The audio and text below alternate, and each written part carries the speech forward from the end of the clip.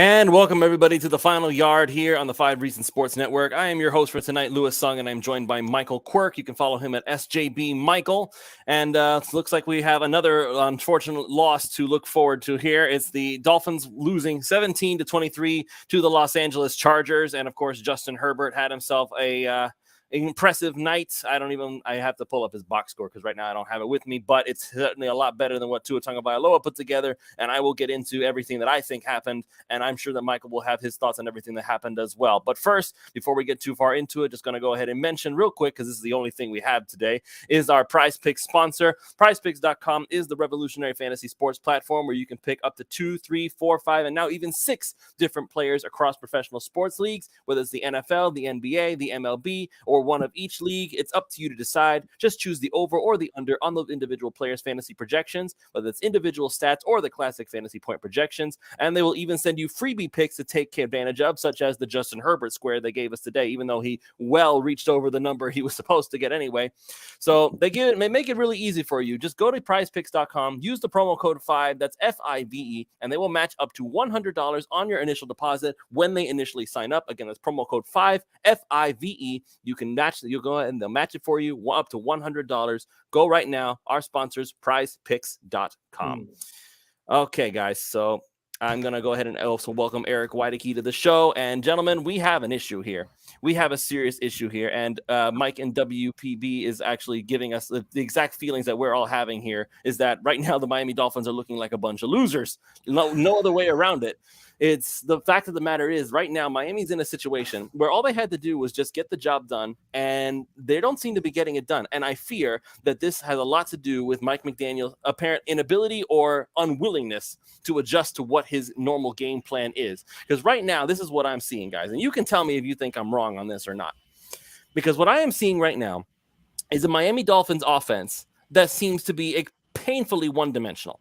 I am seeing a Miami Dolphins offense that has completely abandoned the concept of a running game, even when it works, because the Miami Dolphins were running the ball today. It wasn't as simple as saying, oh, they just couldn't run the ball and they were getting stuffed on every down. Raheem Mostert was breaking free for 7 yards, 8 yards, 9 yards per carry on some yards. Yes, he got stuffed a couple of times, but it seemed like they were more determined than ever to get Tua to attack the middle of the field. And they basically copied the San Francisco 49ers defensive game plan to a T. And it worked exactly the same way that it did last week, just judging off of Tua's numbers. I don't know if one of you wants to pull that up real quick so you can read them off for me, because I'm currently doing producing as well.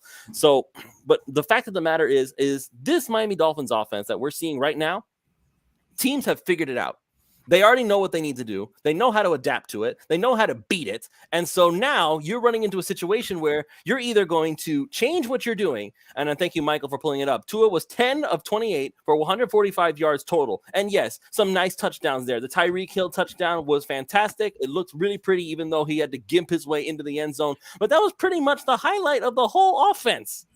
And again, it was more a doing of the exact same thing that they had been doing all year long, with no changes or adjustments whatsoever. If you watch what Justin Herbert did to the Miami Dolphins tonight, what did he do really? If you really look back at what he did, all those throws that he made, how many passes did he throw? Over 50 passes. And he got over 300 yards doing it. But a lot of it was very easy throws, very easy things to execute. He didn't have to do anything super special. Those special plays came about as a result of all the easy stuff that they were doing. Just a little dink here, little dunk there, toss off to Austin Eckler, toss off to this guy, wide open 5 yards down the field for another 12 yards this way. Where was all of that for the Miami Dolphins? None. Nowhere whatsoever. So when you don't give Tua some easy plays to work with, you're basically forcing him to play at a level higher than everybody else. What did Justin Herbert do today that was so special, other than be able to get out of the pocket, find the open guy? And that's exactly what an offense should be. Now, if this is a game where those guys running in the middle of the field are wide open, then yeah, we can blame it all on Tua. But today I'm blaming McDaniel, because those guys in the middle of the field were not open. They weren't. They had linebackers all the way back here waiting for Tua to toss it that way, and there were no escape hatches for Tua to throw to. There was no guy in the flat that he could easily dump it off to, and there were no balances in the run game to go to. What exactly do you want Tua to do at this point? So this is why I'm going to say that You can say that Tua didn't play well. Obviously, his stats show that he didn't play well, but I'm putting this one. Last week I blamed Tua. This week I'm blaming McDaniel because you should have had a game plan that changes what defenses are going to be reading from you, and he didn't. And he, after the second half, he still refused to change it. And that I'm putting on McDaniel. You guys can go ahead. You tell me if I'm wrong. Yeah.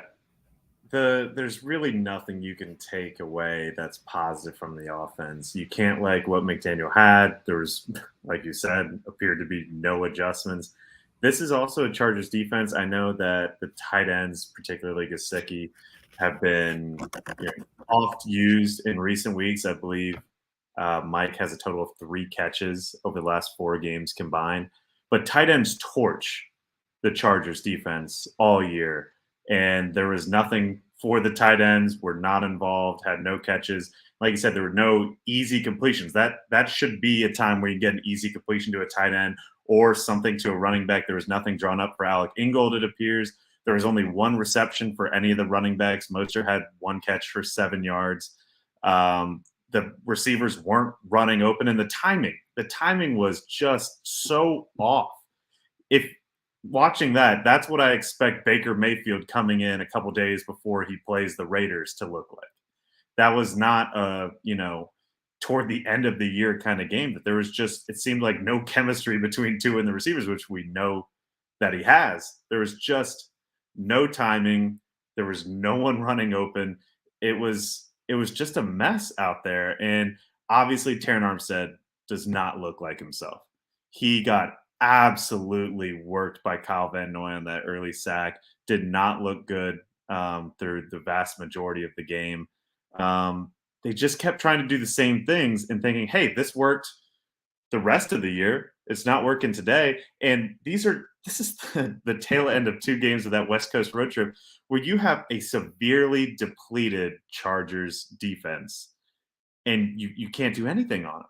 And this is a week after you have Jimmy Garoppolo going out early, and now apparently Brock Purdy is John Elway from what I saw today. But you can't beat a backup quarterback, Mr. Irrelevant, last week. That should be a win. And then this week, you're playing what seemed like a Dolphins home game by the sounds of the defense chants going in when the Chargers were on offense.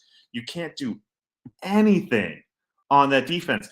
One of your 2 touchdowns was just a freak ball squibbing out that Tyreek Hill just does Tyreek Hill things and takes it to the house. And then otherwise, you never got anything going. It's not even like the Dolphins were, getting into Charger territory and then things were just collapsing. They weren't able to do anything. And that was, I didn't even know what I was watching. I was shocked. This did not look like the team that we've seen the rest of the year until last week. This team's playing its worst football of the year at the worst time to be playing it. Yeah, I don't really know what to say that hasn't already been said. Lewis, to answer something that you said earlier, that you didn't know what Tua was supposed to do. Tua was supposed to do what he did in the second half and tuck the ball and run because those lanes were there. The linebackers were dropping back. He could have had 100+ rushing yards in this game had he so chosen to do so. But that's like 4th, 5th, 6th on the priority list of things that lost them this game. Firstly is Mike McDaniel. His stubbornness with the offense, the idea that every pass has to go at least 20 yards downfield. It's ridiculous. Make things easy on yourselves. It doesn't, just because you hit on the long deep ball to Tyreek at one point in the game, you break through that one time. So what? You needed a lot more. You left your defense gassed on the field because you couldn't sustain any drives because you don't value those short yardage plays. That's what I'm getting, is that they just don't value getting ahead of the sticks. They think that they can get, chunk plays just about every single time. And it's a little arrogant, quite frankly. But then, with the defense and Herbert, Jalen Phillips and Christian Wilkins and Zach Sealer were absolute monsters in this game. You could have gotten the exact same amount of pass rush, maybe sans an Eric Rowe sack here or there.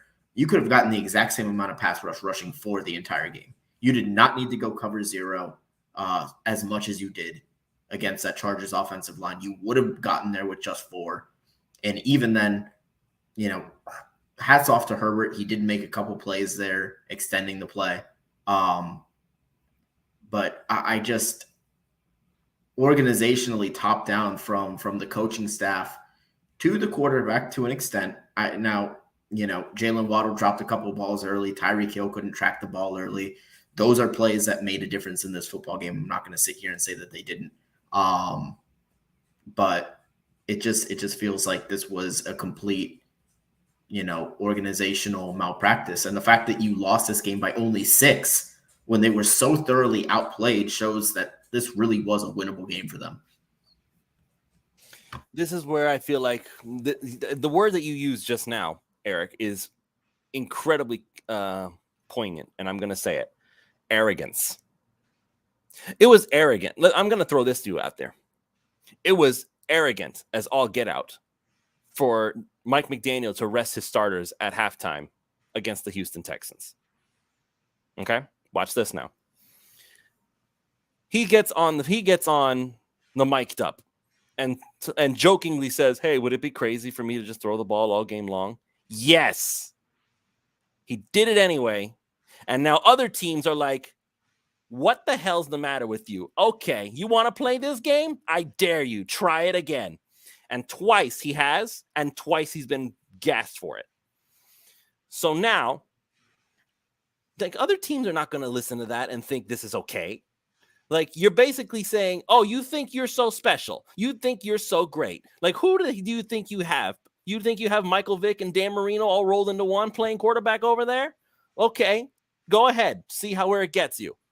And so now other teams are keying off on what the offense is doing. They're seeing that the middle of the field is their bread and butter. For whatever reason, they're refusing to do any screen passes, any short shots to the flat. Like, you have a guy in Raheem Mostert who can do stuff like this. It's not like he's useless at it. We traded away the guy who supposedly was supposed to do it and just dropped everything. So now what's your excuse? You figure, oh, well, Edmonds couldn't do it, so nobody can do it. That's a whole lot of bull crap. And again, this is my biggest issue right now. And this is the thing about McDaniel that's making me frustrated. And it's starting to give me the same similar vibes as every other coach that's walked in this door that makes me feel like he thinks he gets the slightest taste of success. And suddenly you think you're the king of the world. You are not special. You are just like every other coach in the NFL who has to continually make tweaks to his game plan in order to find success. And Mike McDaniel thinks his offense is wonderful. And he thinks that Tua is the best quarterback in the NFL. Newsflash, I watched Patrick Mahomes literally do a no-look dump off to a guy who was like 10 yards away from him, and he somehow scored something out of that.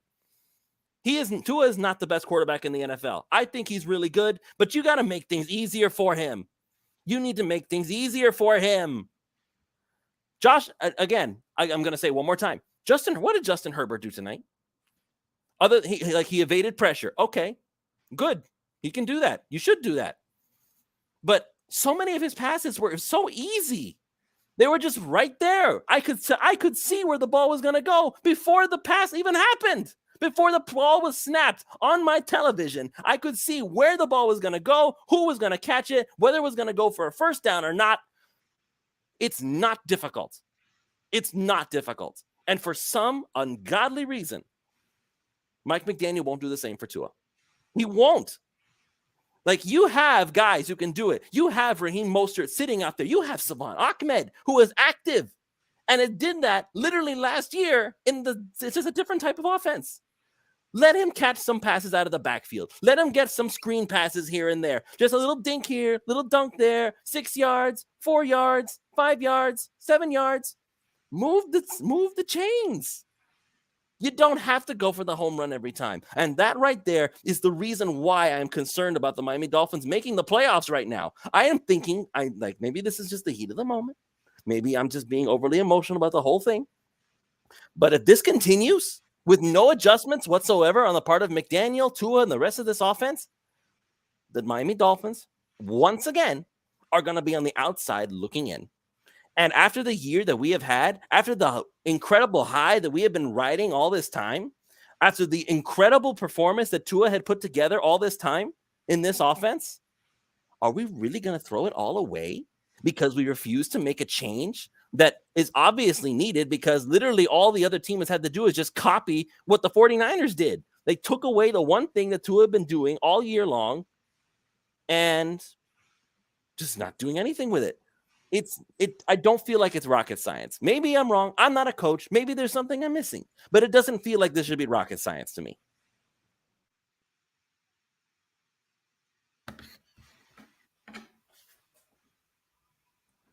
No, are we done?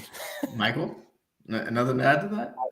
I'm just despondent by this, because I do agree with a bit of the hubris we've seen, and part of me is not just dejected, but just fearful of what's to come in 5 days or 6 days. I mean, my God, if this is not going to play against this Chargers defense, how's it going to do in Buffalo in 3 inches of snow? It's something's got to change. We thought there was going to be that come to Jesus this week with both Tua as well as McDaniel. And now you're not going to have 100% Tyreek, not 100% Taron Armstead. I mean, they ran the ball just fine tonight, almost 5 yards a carry, yet Raheem Mostert just got 11 carries. I know Wilson going down, not great, hurt there, and he was looking good before he went down, of course. But something's got to change. I just don't understand how you got to this point, and what was working is not only no longer working, but looks just catastrophic. I mean, the timing and anticipation is just so off. Trent Sherfield, who's, he's your 3 receiver with how Wilson's played this year, and he was nowhere to be seen, even really getting targeted until that final offensive drive. Jalen Waddle, you have that speed out where he gets his first reception of the night, and you're thinking, where was that previously? And those easy throws underneath to Tyreek that he then does Tyreek things with him, those weren't there. I just don't understand why. I mean, Lewis said it, that we're not coaches, and there's some that we may be missing here. But I'm sitting on the sofa watching Justin Herbert. Keenan Allen has 12 catches, and Gerald Everett 5 catches. Austin Eckler 8 catches. A lot of that is just taking what the Dolphins are giving you and moving the chains. I mean, sure, they had a couple deep balls in there, but a lot of it was just pushing and being selective and taking those shots when you need to, instead of going at it like you're playing Madden and just going, you know what, I'm bored with the short stuff. I'm impatient. I'm going to go 20 yards down the field, 20 yards down the field. And it wasn't there. It wasn't even close to there. You see these throws that are way off, and you see guys who are absolutely blanketed, and it was just astounding to watch. I honestly did not understand that, and I worry that this week and last week is going to come back and bite them in the ass. I know that, on the outside looking in, where the Chargers are and the Patriots are, that bubble's a little soft, but when you have a road trip to New England coming up, you have a road trip to Buffalo coming up, I know the Packers aren't anything to write home about, but Aaron Rodgers is still a dude, and he's coming to town. You have the Jets, who, I know it wasn't Tua, but beat the shit out of the Dolphins earlier this year, especially in that fourth quarter. That it's a tough stretch, especially when teams like the Chargers have a very, very light load coming up, that you had to get these wins. And you not only don't feel good because you had those 2 L's go in the column, but there's not a ton to take away. I mean, you can look at some of the positives on defense. Jalen Phillips was an absolute nightmare. Christian Wilkins was still tremendous. But the secondary, I mean, my God, X looked lost for so much of the night. That's not what you want to see. And then the offense, who, you finally turn the corner in the narratives of, oh yeah, let's flex them into primetime. Let's get this exciting Dolphins offense. If your first time watching the Dolphins was this week or last week in America's game, my God, what is your opinion of this team? It just looks like a disheveled mess in the last 2 weeks. And that is not the shit that you want as you're about to go to the leader of the division, the leader of the conference, the Super Bowl favorite coming into the year, looking like you all just met in a park today and decided to go play football together.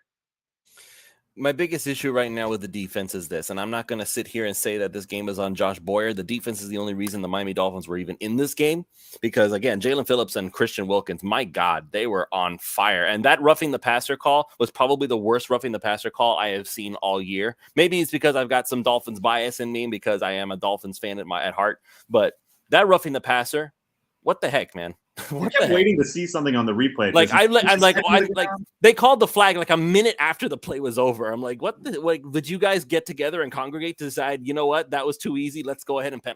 Never mind that. But that's not the point. That's not why we lost. Like, I'm still because there are people blaming Tua for this loss. I blame Tua for last week. Now I have to blame McDaniel. Again, for all the reasons I already laid out, because if you are a coach, your job is to make it so that your quarterback has the easiest possible time to find success. Justin Herbert, for all of his remarkable arm strength and the ability to throw it from end zone to end zone, was mostly throwing, for lack of a better term, 7 yards, 6 yards, 8 yards, and then his receivers would get more after that. Why does Tua have to throw it 15 yards down the field every single time? Why? Tell me why. Why do you need to do that? I don't understand. It makes no sense to me.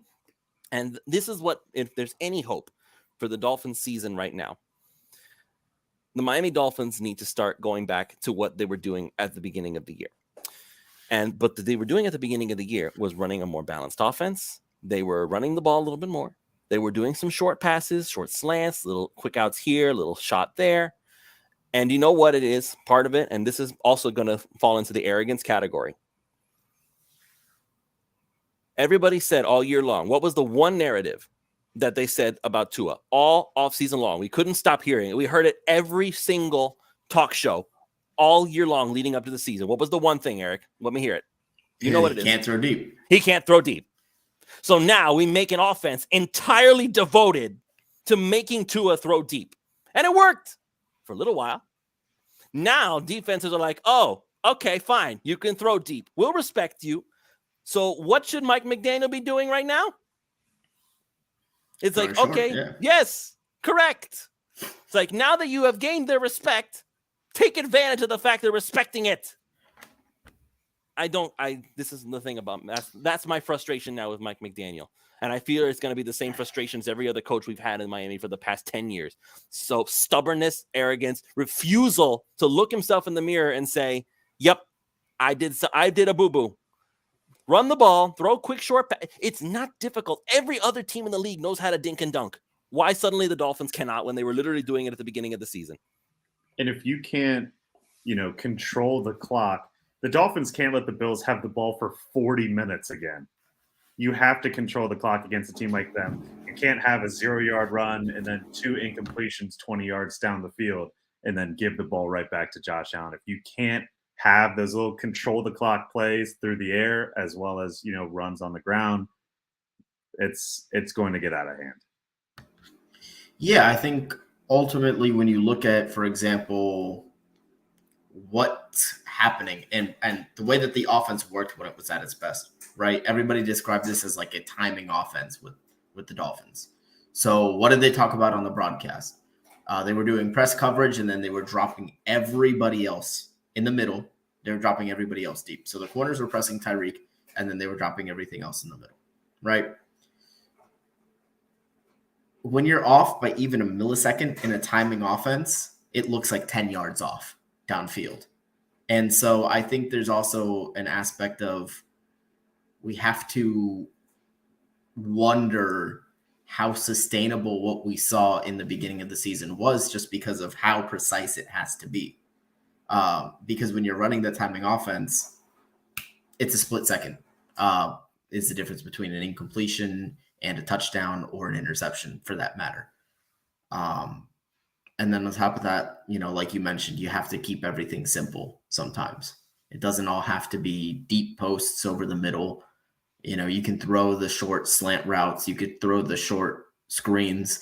You could throw a wide receiver screen to somebody other than Tyreek Hill every once in a while. It feels like he's the only guy that Miami really uses for that, even when he's on a gimpy ankle. I'd love to see a Jalen Waddle wide receiver screen every once in a while because I know he has that move. He has that move after the catch ability that Tyreek has. It's just really disheartening. I do have hopes that McDaniel will adjust, just because he doesn't seem to take himself as seriously as other coaches tend to do. And so I think maybe there's an inclination that he's going to be more self-aware. Eric, I'm going to throw something at you. I think the fact that he doesn't take himself as seriously as other coaches is part of the problem, because there's two extremes here. Okay? Yeah. There's two extremes. One is, I'm so serious that I'm so stubborn in my ways and I refuse to change because I am the genius. And the other guy is just whatever. Let's just see what happens. McDaniel's on that extreme. Yeah. And neither one is acceptable. Well, I mean, I know that he's a self-aware guy and can admit when he's making a mistake. I just don't know if he can. Eric, do you know accurately? Okay, hold on. Sorry, man. Tell what the mistake is. I'm sorry. Yeah. I know. I'm sorry to keep cutting you off, man. But it's like, you know who used to admit when he made mistakes at the beginning of his tenure? Oh no! Don't do that! Don't do that! McDaniel. Yeah! Don't do that! Guess who admitted to making mistakes at the beginning of his Dolphins tenure? You know who I'm talking about. I don't. Like Michael, do you know who I'm about to say? I'm afraid. Adam Gase. That was what I was afraid of. Yeah. At the beginning of his tenure, he was like, "It's on me, man. I was the one who messed it all up. I was the guy who couldn't do it right. I'll make sure to get myself better." Yeah, it was nice to hear it first. And then what happened? He needs to get it together quick, because if he doesn't, it's going to get very ugly for him very quickly, because this game will chew you up and eat you up. This is ridiculous. And forgive me if I sound upset, because I am upset. There was no reason the Dolphins should not have won this game. There is no reason why a banged up Los Angeles Chargers defense could just basically clone the exact same game plan that the San Francisco 49ers. And with the 49ers, you had an excuse. Mind you, the 49ers just absolutely wrecked Tom Brady and the Buccaneers. So you know that they're a good team. What did the Chargers do? They just did exactly what the 49ers did. And it doesn't even look like there was one iota of an adjustment made. And again, we can't even say that they couldn't run the ball. Michael, you had the stats up, right? What was the Dolphins running stats for the day? Can you pull that up for me?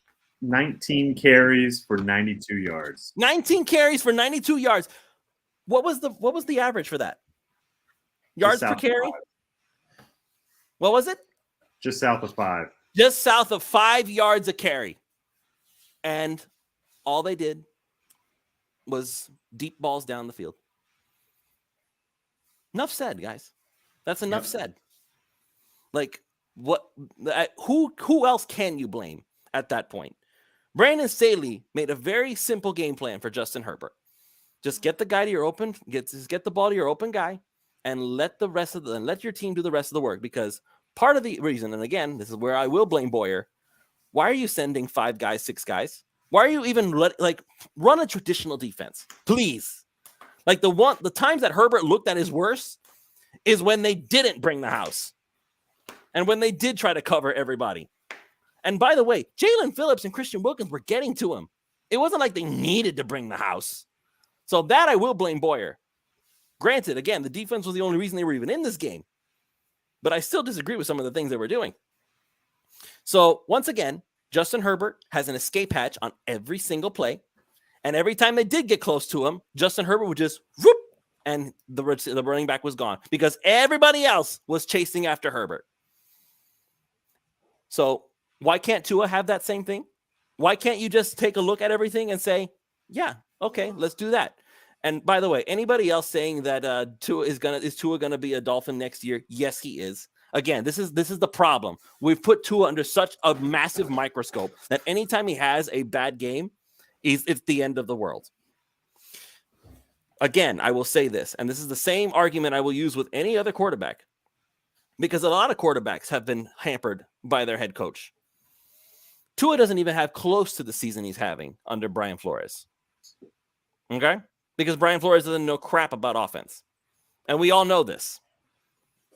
So now, here you go. You have an offensive-minded head coach who at one point was seen as this genius.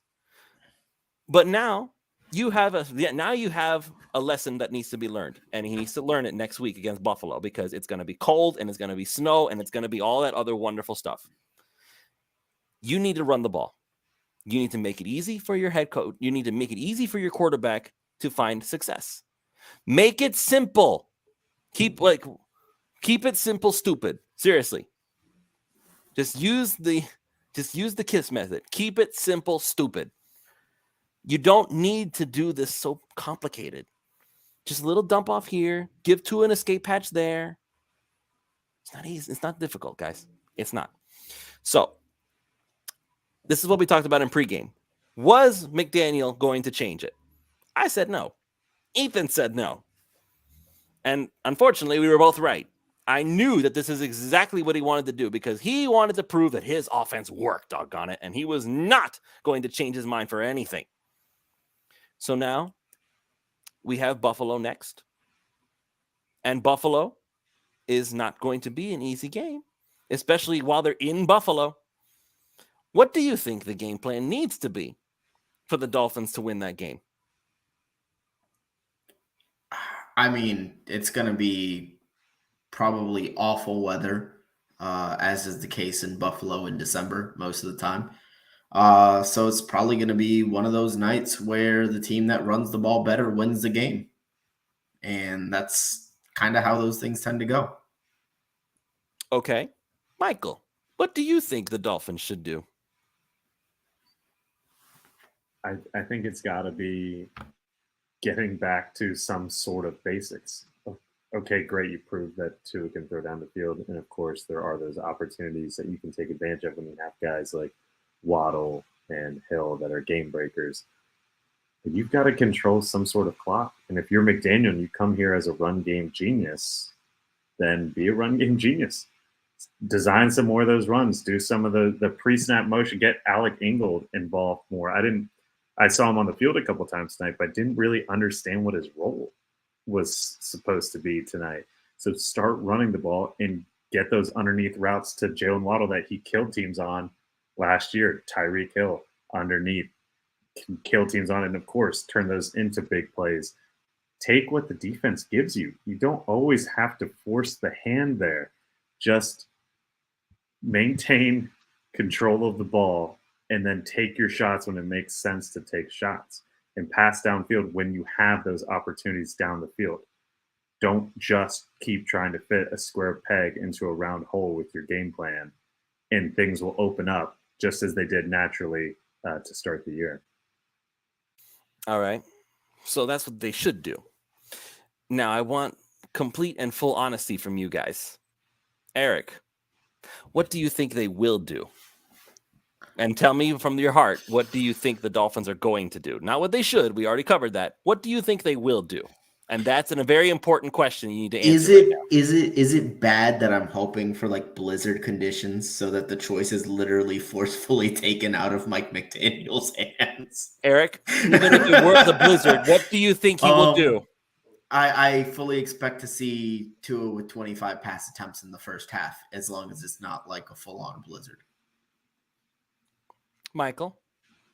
Yeah, it's going to be, again, trying to explain away these two games in the second half against the Texans as anomalies instead of learning from them. I think we're still going to see a handful of rushes in the first half almost as throwaway plays, and it's going to be trying to own the middle of the field 10 to 20 yards down the field with an occasional, Tyreek's down there somewhere throw. Unfortunately, I see that clear as day. So I tend to agree with that. I think what will happen is that, again, this is the stubbornness kicking in. I'm going to prove that I was right. I'm going to prove against every doubter that I was right. I can do this. And Tua can do this too, gentlemen. Tua can do a lot of stuff. He's a very good quarterback. But you cannot make it so that it's more difficult than it needs to be. No quarterback. Again, what did Tom Brady make his whole career based off of? just taking whatever the defense gives you, whatever that is. And if the defense is not giving it to you, which they clearly were not, don't try to steal it from them. They are not giving it up. They are literally making the defense designed to stop you from doing this one thing. And you keep doing it anyway. You keep doing it anyway. Why don't you throw outside the hashes a few times? Get a screen pass going. It's not difficult. It's really not. So, this next game is not a referendum on Tua. This game is not a referendum on the defense. This game is a referendum on Mike McDaniel, a very early referendum at that.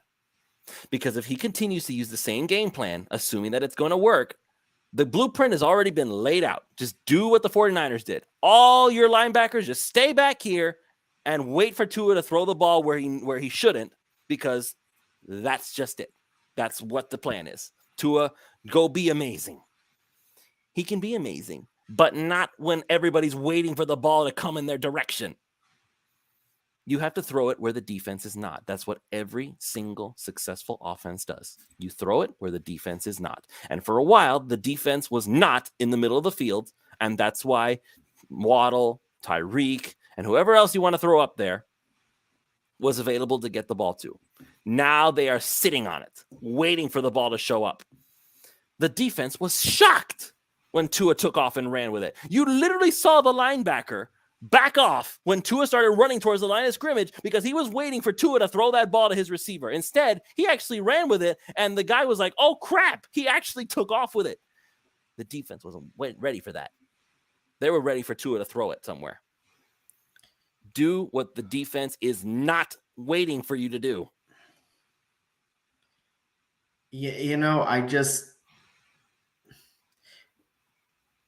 This game was not the referendum on Tua. I do agree with you on that. No, I said next week will not be the referendum. Next week. Well, I mean, if it gets to 3 bad games in a row, but hold on. At some point, though, if you start stacking up, let's say if he just completely blow it, like, and to be fair, like, this is gonna sound crazy because of the stats. I think he looked better in this game than he did even in the 49ers game, because I don't think he was really off as much as the Chargers defensive backs were with the Miami receivers this game. He wasn't missing like he was against the Niners. But at some point, though, if you stack 1 bad game on top of 2 bad games, and then he plays bad again next week, I'm not saying that you completely go overboard on the guy and you completely, flip the script, but it does give you pause to wonder again.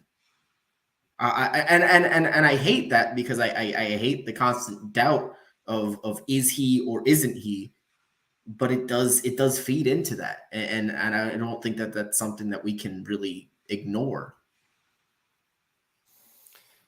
So, is there anything else we want to discuss before we call it a night here? Because, quite frankly, I'm out of gas.